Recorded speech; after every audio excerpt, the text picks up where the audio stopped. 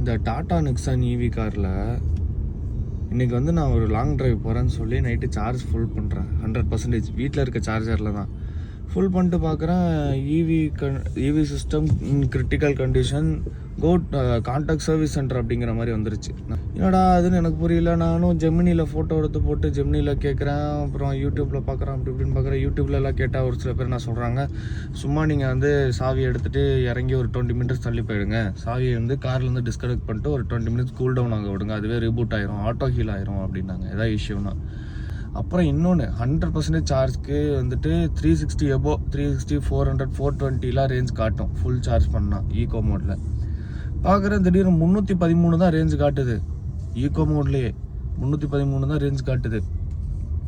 அப்புறம் எனக்கு என்ன வேணே தெரில, இவ்வளோ கம்மியாக காட்டினது இல்லை வாங்கினதுலேருந்து. அப்புறம் இப்போ காலைல எழுந்தோடனே அப்புறம் வேலையாக சாவி எடுத்துகிட்டு வந்து ஆன் பண்ணி ஒரு ட்ரைவ் போய் பார்த்துடலாம் அப்படின்னு சொல்லிட்டு வந்து ஆன் பண்ணுறேன். 403 காட்டுது ரேஞ்சு. ஆக்சுவலாக அவங்க சொன்ன மாதிரி அது ஆட்டோ கீழா இல்லை அது என்ன இதுன்னு தெரில. ஃபோக்கஸ் ஆகிறேன் இந்த மாதிரி 400 காட்டு தான். இப்போ நான் ட்ரைவ் பண்ணிட்டுருக்கேன்.